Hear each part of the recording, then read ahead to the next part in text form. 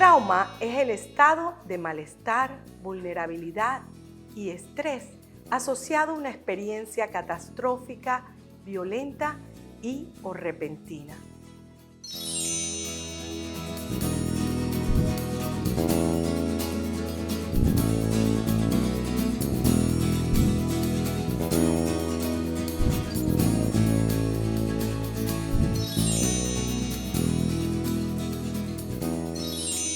Bienvenidos a nuestro programa Transformándonos. Soy Giselle de la Hoz y hoy nuestros especialistas nos traen el tema el trauma y el tratamiento.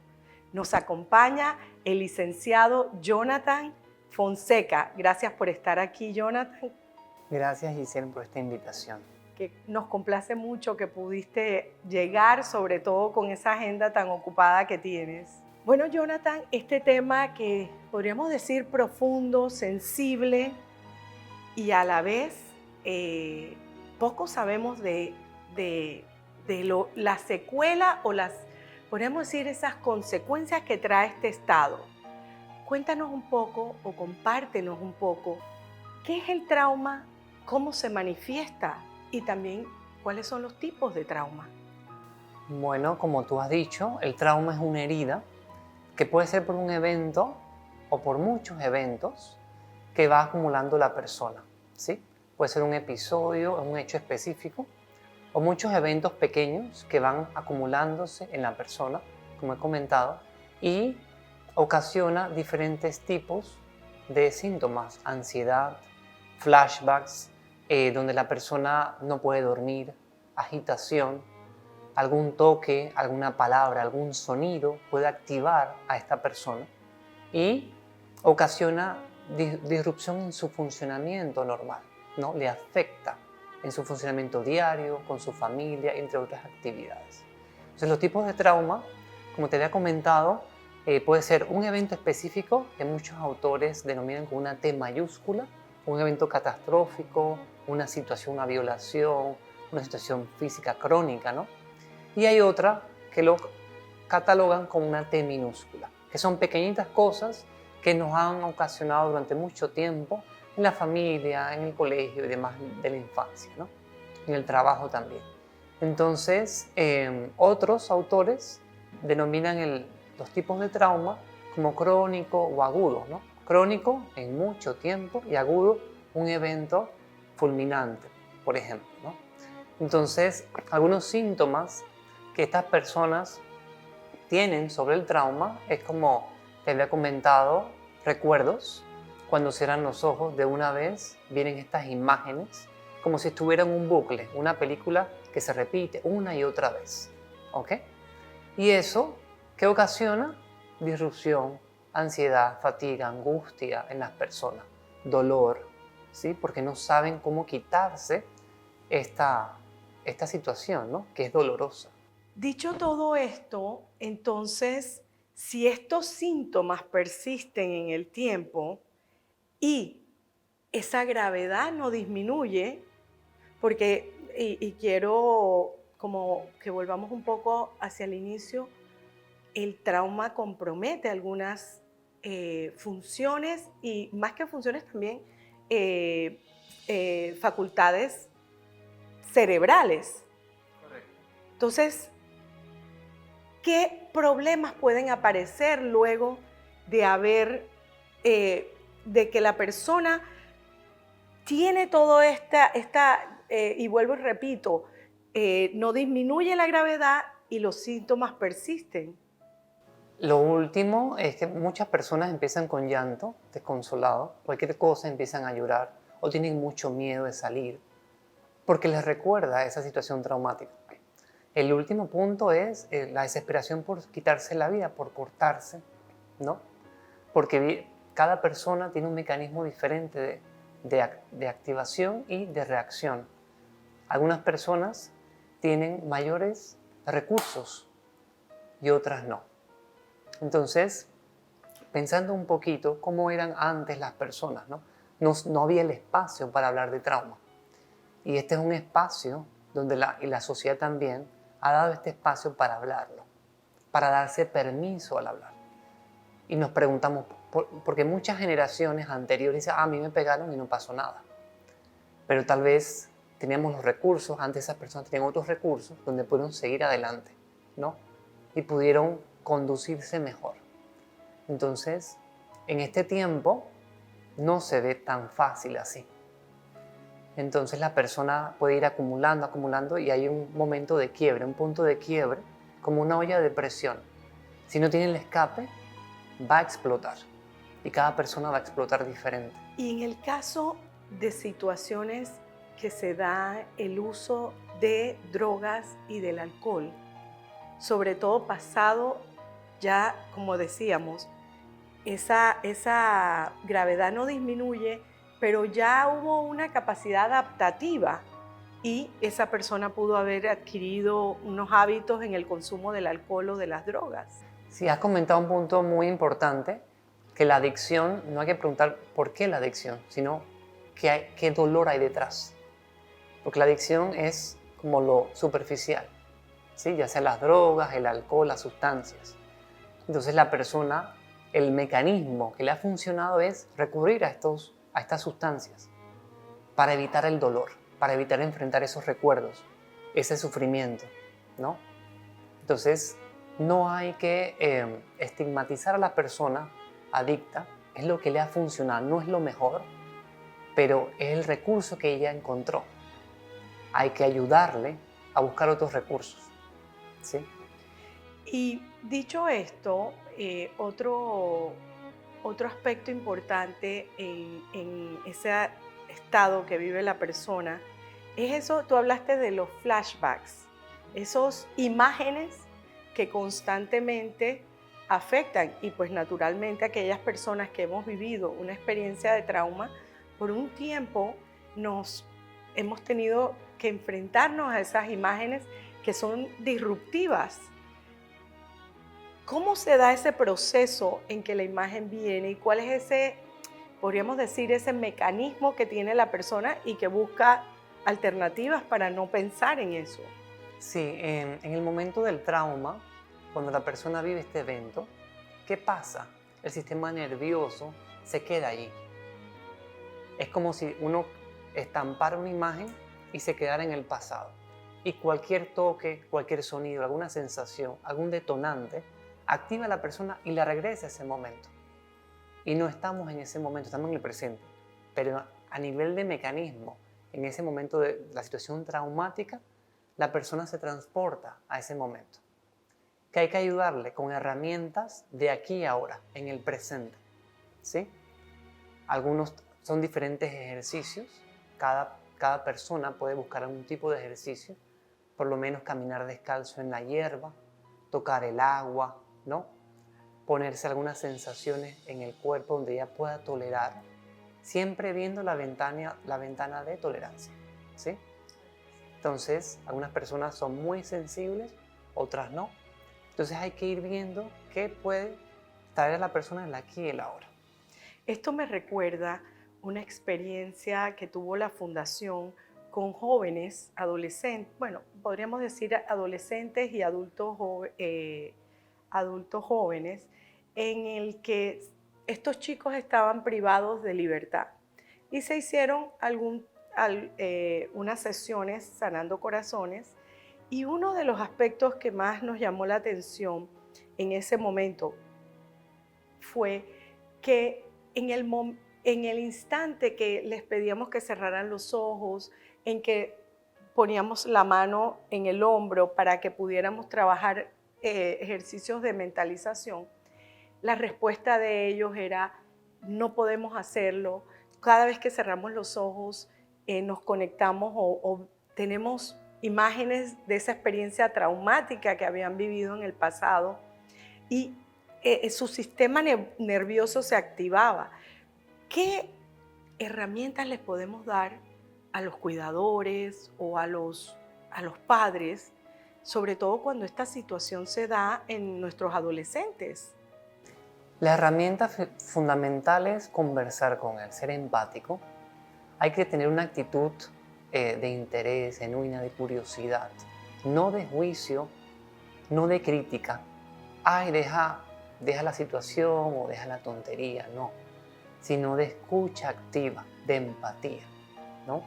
Porque muchas veces criticamos a los adolescentes ahora con esta generación de cristal, no, sino de escucha, de una actitud empática y compasiva. Porque si tenemos compasión, ellos se van a poder abrir y explicar y buscar la ayuda necesaria, ¿no? Porque esta situación se trata con un especialista. Los papás no son psicólogos, tienen los recursos que tienen y hay que valorarlos, pero sí no criticarlos. Eso es muy importante en los adolescentes, en los jóvenes, en los niños, no hacer críticas ni juicio sobre lo que está experimentando el adolescente o el niño, sino escucharle y buscar la ayuda necesaria. Ahora, Jonathan, una cosa importante en esto es que cuando se trata del niño es mucho más, diríamos, fácil. Bueno, la palabra no es fácil, pero es mucho más sano para los padres buscar la ayuda. Pero el adolescente se resiste muchas veces teniendo en cuenta que han presenciado, que han vivido experiencias traumáticas y que los ha afectado y que muchos de sus escapes es el consumo del alcohol en algunas ocasiones. Entonces, aun cuando los padres no somos psicólogos o no tenemos las herramientas y que el muchacho no quiere ir, ¿cuáles son esas medidas que debemos tomar con el adolescente que tenemos en casa? Porque lo juzgamos, como tú dices, y está viviendo una experiencia traumática. En ese momento es muy importante la negociación con los jóvenes, ¿sí? Porque ya está en este periodo de la adolescencia donde no hay que imponer, sino hablar y conversar. Siempre el papá o la mamá dando opciones, pero él teniendo el control de la situación. ¿Está esta opción o esta? Decirle, me importas, te quiero que estés bien, ¿no? Me preocupas y quiero buscarte la ayuda, ¿sí? Pero eso es de una posición empática. Si uno yo soy el papá y tú haces lo que yo digo, allí el adolescente va a entrar en conflicto, ¿no? Entonces es convencerlo, apoyarle, decirle que le importas y buscar la ayuda necesaria, ¿no? Compartir más con ellos en familia. Y ya cierro porque nos vamos a una pausa y regresamos con la licenciada Julieta Alao. Como sellar esto que acabas de decir es no ponernos en una posición en donde esa autoridad le niega esa humanidad a ese adolescente, que él a su edad y en ese proceso está viviendo todavía, está en una etapa de desarrollo. Entonces hay que ser un poco, no tomar personal lo que ellos hacen. Así que muy interesante todo lo que nos has compartido, Jonathan, y bueno, te volveremos a tener en el programa con otros temas que tú manejas, así que gracias nuevamente. Y nos vamos a una pausa y regresamos con la licenciada Julieta Alao. El trauma es un estado de malestar, estrés y vulnerabilidad asociado a una experiencia catastrófica, repentina y violenta que hace que el dolor sea agudo y con reacciones cuya severidad conduce al shock, lo cual dificulta enfrentar la situación. Fundación Piero.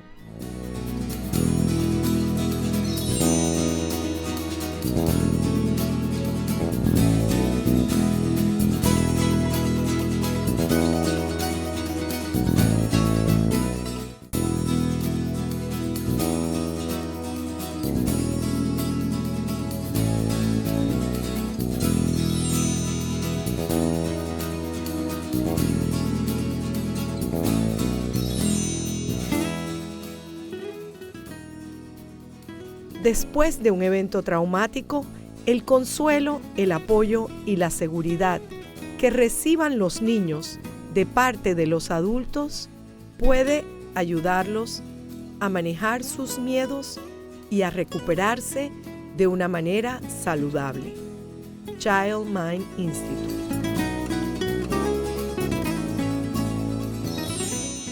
estamos de regreso con la licenciada Julieta Lau, colega y amiga. Bienvenida, Julieta. Muchas gracias, Giselle. Muchas gracias por la invitación. Y este momento me trae recuerdos muy lindos de cuando iniciamos la fundación y tú fuiste, creo, la segunda o tercera voluntaria que le aportó tanto a la Fundación Piero. Reitero mi agradecimiento o nuestro agradecimiento y sobre todo toda esa modelo, ese método que dejaste para atender en la fundación. Y años atrás, cuando iniciamos la fundación, era mucho más frecuente tener casos de duelos normales. Sin embargo, a lo largo de estos años, cada vez es más frecuente los duelos traumáticos. ¿En qué se diferencia, Julieta, ese duelo normal de ese duelo traumático? Porque al inicio del programa hablábamos sobre ese trauma. Sin embargo, qué importante que nuestra población esté consciente de que ese duelo traumático tiene unas reacciones agudas que hay que ponerles atención. Muchas gracias, Giselle, porque es muy buena la pregunta, porque definitivamente no es lo mismo pasar por un duelo normal versus pasar por un duelo traumático. Imagínense un poco como si quisieras llegar de punto A a punto B, y en el duelo normal, aunque hay dificultades, el terreno está asfaltado, casi no hay obstáculos, y en cambio en el duelo traumático, por muchos síntomas, el terreno, en vez de estar asfaltado, es como si fuera un terreno de lodo, muy resbaladizo, con zanjas, lluvia, etc. La mejor manera de darse cuenta de si alguien o uno mismo está atravesando por un duelo traumático es porque uno está mucho más incrédulo, es más irrealista la sensación de que realmente ocurrió, porque precisamente cuando es traumático generalmente ocurre por homicidio, por accidentes, por catástrofes naturales o por suicidio. Entonces, esta parte tan repentina, ¿sí? Realmente es muy fuerte y el shock es difícil de superar. En el segmento anterior estaban hablando de flashbacks, ¿no? Entonces son estos recuerdos vívidos que le vienen a uno de una forma muy intrusiva, de una forma muy recurrente, es extremadamente perturbador, pero además otras personas reportan tener pesadillas y son justamente de fragmentos o momentos muy perturbadores del evento traumático, y a veces en que ocurren cosas que nosotros llamamos reacciones disociativas. Las reacciones disociativas, palabra técnica para decir que de repente el recuerdo viene de una forma tan vívida que por un momento esa persona que lo está recordando comienza a actuar, comienza a sentirse y comienza a pensar como si el evento estuviera ocurriendo ahora. Entonces, ¿qué ocurre? Ese cerebro no ha podido terminar de procesar esos eventos traumáticos, están ahí como sin digerir, y uso la metáfora como la digestión porque se parece mucho nuestro cerebro al estómago. ¿Y qué ocurre? ¿Cómo voy a poder atravesar el shock? ¿Cómo voy a poder atravesar esa etapa de la negación y todo lo demás si todavía estoy viviendo todos los días cosas tan vívidas que me hacen sentir como que el pasado es el presente?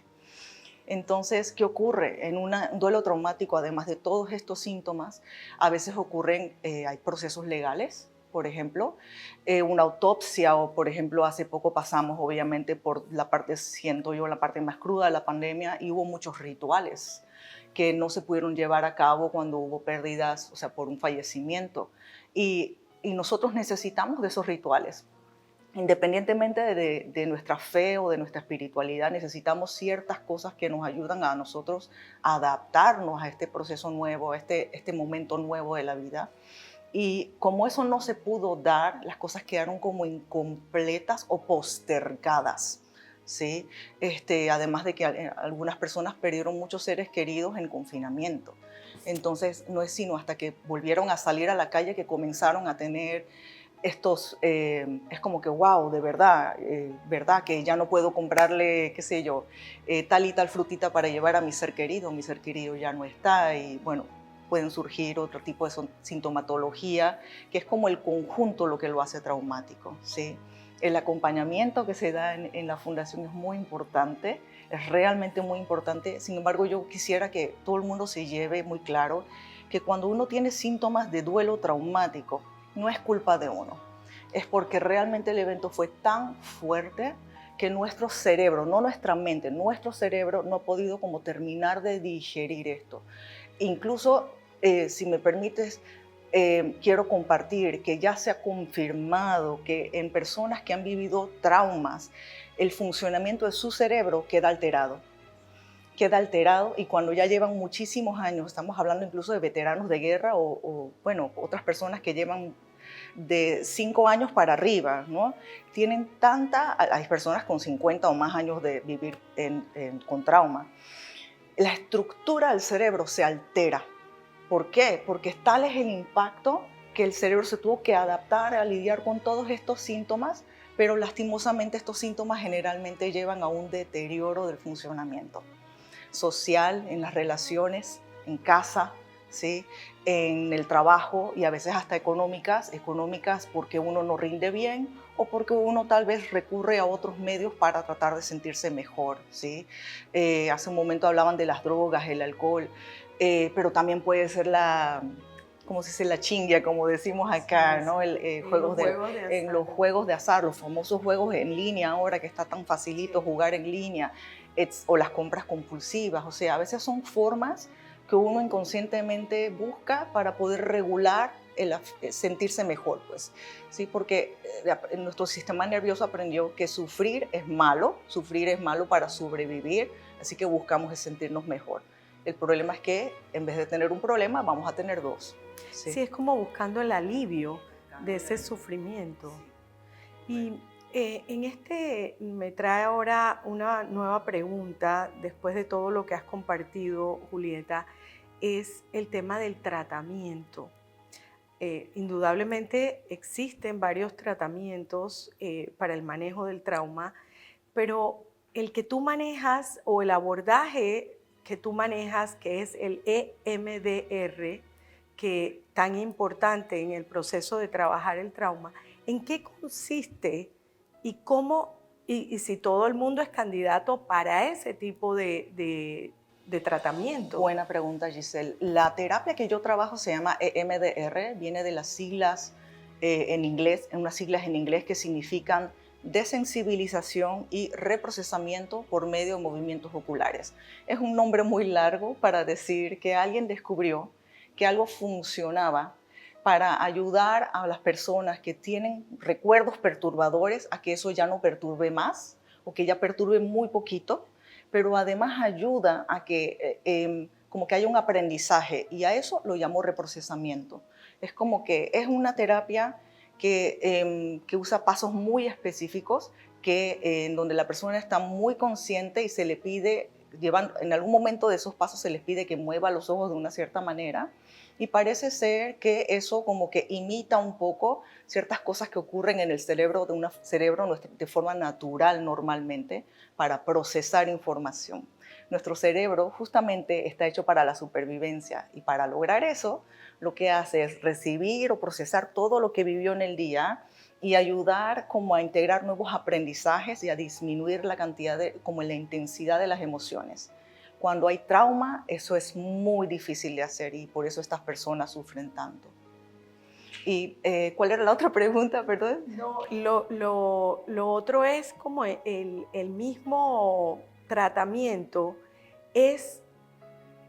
Todo el mundo es candidato para este tipo de tratamiento, porque debe haber otros, como acabo de mencionar, pero en este caso específico, porque el EMDR en este momento ha tenido una exposición y unos muy buenos resultados. Así es, tenemos muy buenos resultados. Definitivamente que siempre hay que usar lo que nosotros llamamos el juicio clínico, que no es hacer por hacer, es que cada persona, como quien dice, es un mundo, y no es lo mismo recibir a una persona que de repente está justamente consumiendo alguna sustancia para sentirse mejor versus otra que no está, tal vez está medicada por un psiquiatra, pero no está abusando químicamente de nada, ¿no?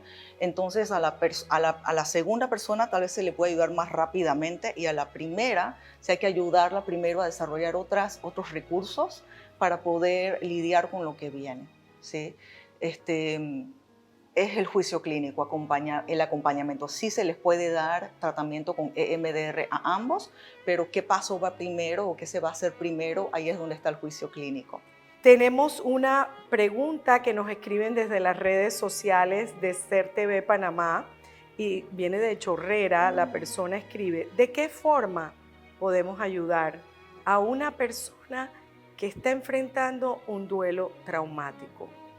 Muy buena la pregunta y qué bueno que preguntan, porque yo creo que si uno no ayuda a los demás, pues está difícil la vida, y la vida es muy difícil, ¿verdad? Yo creo que si logramos entender que estos síntomas de trauma son síntomas, que así como a uno es inservible decirle a una persona que tiene dolor de estómago, decirle no, deja ir el dolor, no te aferres a él o ponte tu parte, eso no sirve, porque realmente es algo neurobiológico, es decir, del cerebro, pero poder validar que para esa persona cada vez que le vienen estos recuerdos son muy fuertes, y poder decirle: ¿quieres hablar de eso? ¿En qué te puedo ayudar? ¿Quieres que respiremos, hagamos ejercicio de respirar ahora juntos? ¿Quieres que, ven, vamos a ver cosas de aquí, ¿no? Incluso a veces es: ¿qué puedo hacer por ti? Y hay otro par de técnicas, por ejemplo, las llamamos regresar al presente. Cuando han tenido estos recuerdos intrusivos, es poder decir: ¿en qué año estamos? Eso pasó hace no sé cuántos años. ¿Cuál es mi nombre?